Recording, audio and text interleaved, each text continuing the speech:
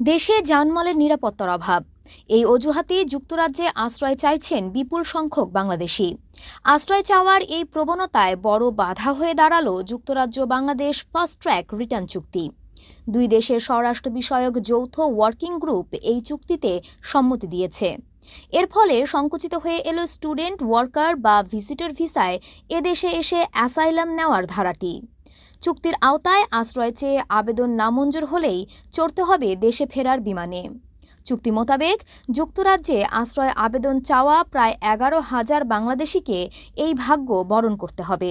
যুক্তরাজ্য 2020-এর আগে ইউতে ছিল, তখন ইউর সাথে একটা এসওপি আছে, এটাকে standard operating procedure and Returns বলে। দ্যাট ইজ ইউতে যত আনডকুমেন্টেড বাংলাদেশিরা আছে তাদেরকে এরকম অল্প অল্প করে ফেরত নেয়, ওরা আইডেন্টিফাই করে আমাদেরকে দেয়। আমরা আগে ইন্টারভিউ করতাম, এখন আর ইন্টারভিউ দরকার হয় না, কারণ এমআরপি আছে, ই পাসপোর্ট আছে। সো ওদেরকে ফেরত দেওয়া, এটি যখন যুক্তরাজ্য ব্রেক্সিট থেকে বেরিয়ে আসলো তার আগে কিন্তু আমরা ইউর আন্ডারে ইউ সবস দিয়ে ফেরত দিতাম মানুষ, যারা এখানে ধরেন ওভারস্টেজ আছে, যাদেরকে ওরা আইডেন্টিফাই করে বা ডিটেনশনে রেখেছে, তাদেরকে আমরা ইন্টারভিউ নিয়ে অথবা ইন্টারভিউ ছাড়া ফেরত পাঠিয়ে দিতাম।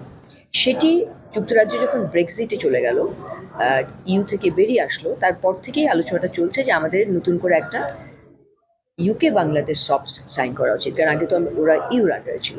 তো ওই ইউ সবসটেরই একটি কন্টিনিউয়েশন বলতে পারেন, যেটা আমরা আবার নতুন করে সাইন করলাম। ব্রিটেনের অবৈধ অভিবাসন প্রতিরোধ প্রতিমন্ত্রী টম লিনসন বলেন, বাংলাদেশ আমাদের মূল্যবান অংশীদার।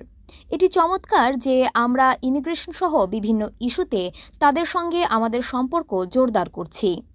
আমরা ইতিমধ্যেই স্পষ্ট প্রমাণ দেখেছি এসব চুক্তি অবৈধ অভিবাসনের ওপর উল্লেখযোগ্য প্রভাব ফেলে।